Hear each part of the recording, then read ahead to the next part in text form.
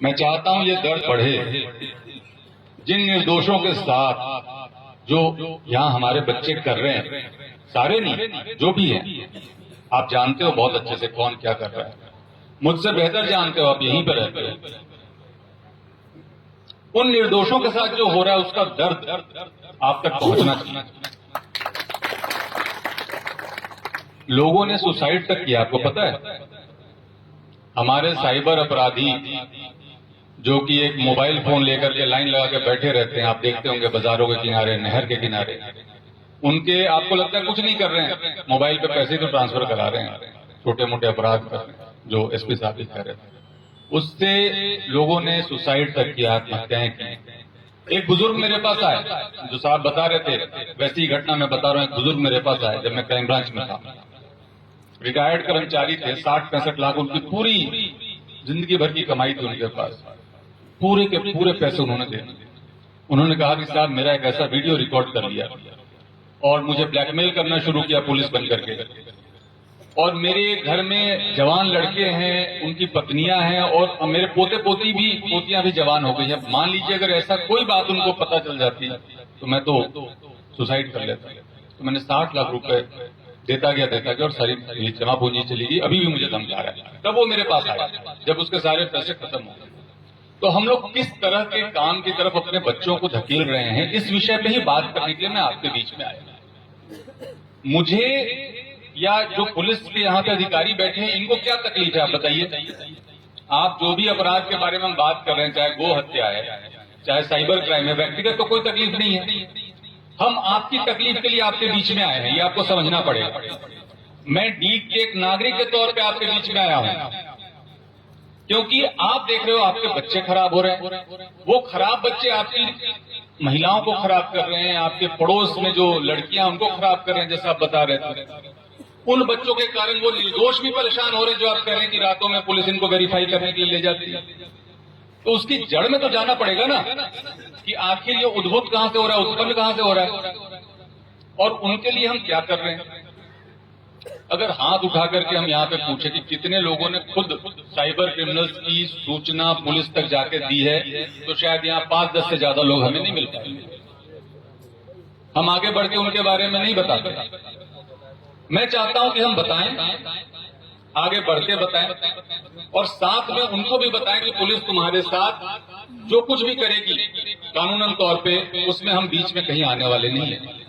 आप ये सोचो कि सरपंच साहब बचा लेंगे, प्रधान साहब बचा लेंगे, कोई जनप्रतिनिधि बचा लेगा, कोई प्रभावशाली व्यक्ति बचा लेगा, तो वो गारंटी तो मैं एसपी साहब और अपनी तरफ से दे रहा हूं आपको कि कोई नहीं बचा पाएगा।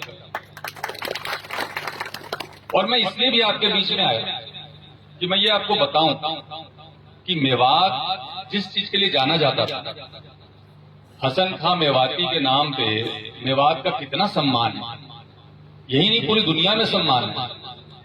और जो बता रहे थे एक भाई साहब मेरे यहाँ पे, कि कितना ब्रेन है यहाँ पे।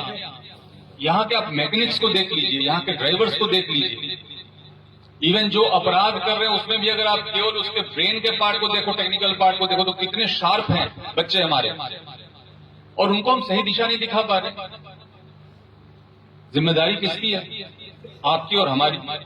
तो हम बीच में बैठ करके ये बात तो करें कि हम इनको कोई दिशा देना भी चाहते कि नहीं देना चाहते। अगर हमें लग रहा है कि अपराध से आने वाले पैसे से फायदा बहुत है, मकान बड़े बन रहे हैं, दुकान बड़ी बन रही है, गाड़ियां बड़ी बड़ी आ रही हैं, तो मैं आपको ये भी बताना चाहूंगा कि आने वाले समय में न तो वो दुकान बचेंगे, न तो वो मकान बचेंगे, और गाड़ियां तो शायद नहीं बचेंगी। एक एक काम पीछा करेंगे। बुलडोजर चलेगा,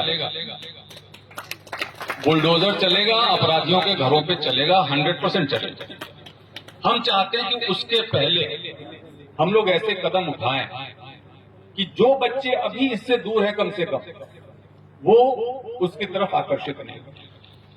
आप बताएं कि पुलिस कितनी सख्ती कर रही है और कितनी सख्ती करने वाली है। इसलिए मैं आपके बीच में आया, और मैं किसी भी तरीके से किसी का नुकसान, किसी का बुरा नहीं चाहता। जो शिकायतें थी कि साहब हमें वेरिफिकेशन के नाम पे परेशानी होती है, कतई हम नहीं चाहते। हम क्यों चाहेंगे?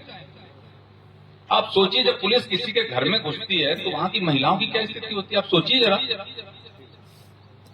जो माताएं होती हैं वहां पे, जो बहनें होती हैं, वो किस तरीके से बेचारी अपनी इज्जत को बचा के कहीं किसी कोने में दुपक रही होती है, छुप रही होती है। क्या देख के अच्छा लगता है हमें? बिल्कुल भी नहीं लगता। लेकिन वो जो नालायक जिसके कारण ये स्थिति आ रही है, उसको पकड़ के, कान पकड़ के हम कभी पुलिस को देके आ रहे हैं क्या? इसके लिए मैं आपके बीच में मैं ये अपेक्षा करता हूं कि आज के इस बैठक, इस मीटिंग में हम ये तय करके उठे कि जो लोग भी हमारी पूरी कौम को खराब कर रहे हैं, जो लोग भी हमारी पूरी नस्ल को खराब कर रहे हैं और पूरे देश दुनिया में हमारी बदनामी करा रहे हैं मेवात के नाम पे, उस बीमारी को हम यहां से दूर हटा के रहेंगे। गो हत्या और गो तस्करी आप बता रहे हैं कि 80% कम हो गई, 90% कम हो गई, बहुत खुशी की बात है। गो हत्या के पक्ष में भी कई लोग अपने तर्क दे जाते हैं। कभी कभी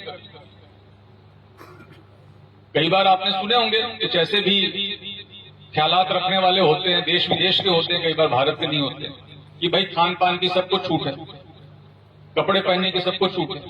ठीक है, छूट है, लेकिन जो इस देश का कानून है, जो इस देश का संविधान है, जिसके कारण हम लोगों को आजादी के साथ रहने की ताकत मिली है, अधिकार मिला है, क्या हम उस कानून को नहीं मानते? क्या हम ये बताना चाहते हैं?